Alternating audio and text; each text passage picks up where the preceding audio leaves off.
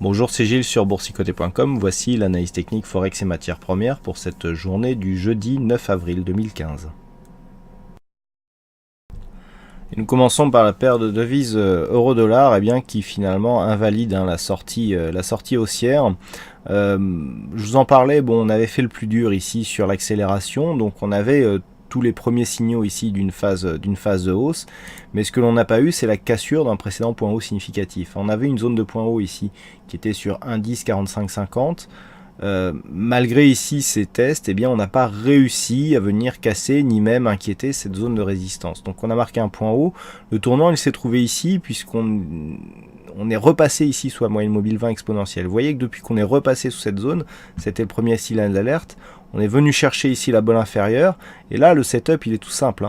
On revient là, on revient chercher la moyenne mobile 20 exponentielle et on repart à la baisse. Donc c'est la mise en place d'un signal baissier court terme qui invalide la sortie puisqu'on repasse durablement donc sous cette résistance et que l'on se dirige désormais vers les points bas. On se dirige vers les points bas d'autant plus que je vous l'avais indiqué, nous avions ici, je vous le rappelle, une phase en double top en formation, puisque lorsque l'on regarde, on a ce tracé qui est en train d'apparaître, avec ici une ligne qu'il fallait casser pour valider cette configuration en double top. Et c'est ce que nous sommes en train de faire. On avait quantifié ici l'objectif de cette figure quasiment sur les plus bas que nous avions là, à 1,0470 de mémoire. Donc la figure est en train de se valider. Là, on marque une phase d'accélération dans un contexte survendu. Nous avons ici une survente qui est relativement visible sur le stochastique et sur le RSI. Sur le RSI et sur le stochastique. Le MACD qui tentait un retournement ici sur cette phase de baisse est pris à revers. On continue ici à imprimer un mouvement baissier. Et sur la rupture de cette zone de support qui se fait d'une manière très simple, si j'ose dire, on peut voir que l'accélération provoque vraiment une nouvelle dynamique. Et que l'objectif ici, premier des 1,0560, est tout à fait à portée. Si on regarde, donc si on revient, le double top ici, l'objectif se situe quasiment sur la zone des 1,0470. C'est ce que je vous indiquais tout à l'heure. Pour s'en convaincre, il suffit tout simplement de tracer l'amplitude donc de la valeur qu'il y a entre le point haut et la ligne d'eau. Donc voilà, on est là ici, et lorsque l'on reporte ici,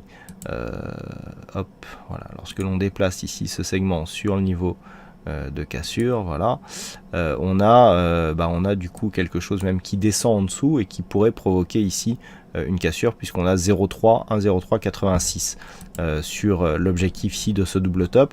Alors personnellement, moi, lorsqu'il y a comme ça, lorsque le point bas et sous le niveau tel qu'il était avant la phase de hausse qui amène au premier top, personnellement mon objectif je le mets ici sur ce point bas. C'est une vue personnelle, nous verrons bien si l'objectif annoncé ici sera atteint, auquel cas on aurait une cassure ici de ce plus bas à moyen terme avec un nouveau point bas et donc une confirmation de la continuité de cette tendance baissière après une tentative ici de cassure haussière de cette zone de résistance. Donc l'objectif ici se situe à 1,0390. Pour l'instant, nous dirigeons vers les 1,0560 et si cette zone est cassée, l'objectif sera ici la zone des 1,0470. Le niveau d'invalidation de cette configuration, il se situe ici sur cette zone de double top. Tant que l'on n'est pas repassé au-dessus de cette zone, on s'inscrit dans un mouvement baissier. Sur le dollar yen, la configuration est un peu inverse, puisqu'après ici un mouvement baissier, on a marqué un double contact ici sur cette zone de support. Alors c'est vrai que le premier contact a été un peu enfoncé.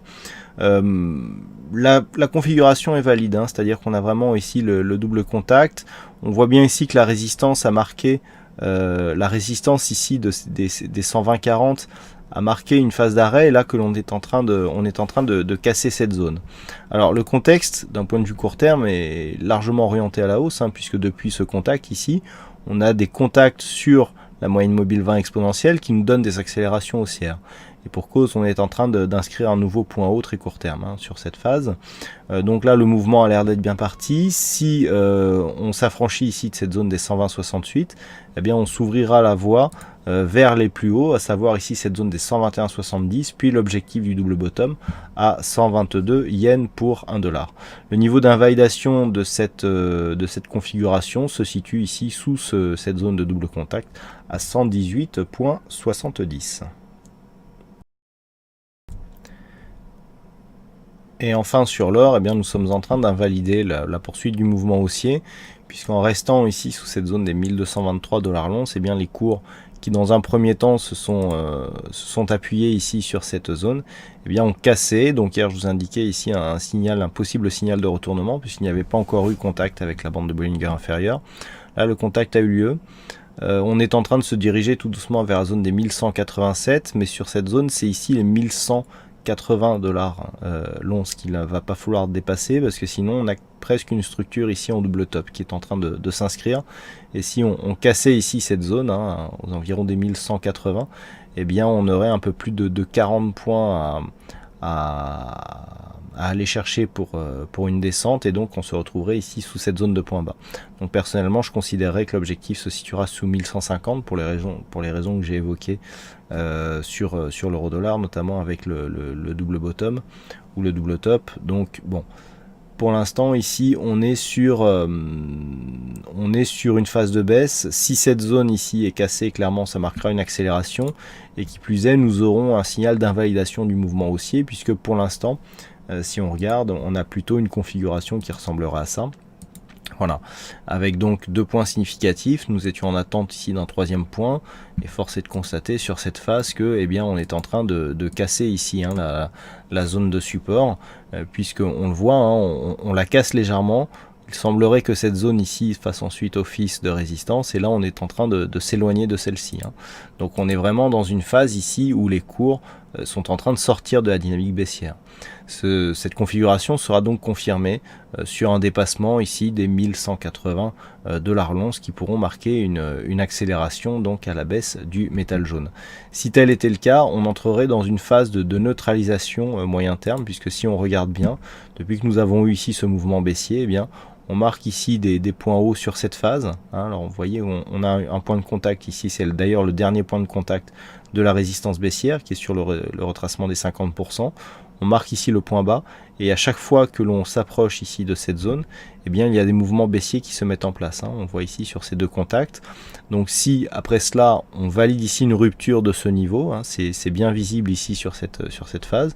On voit un peu mieux le double top aussi tel qu'il se présente, et on voit que l'on pourrait rentrer ici entre 1224 on va dire et 1140 $ l'once dans une zone d'évolution en range.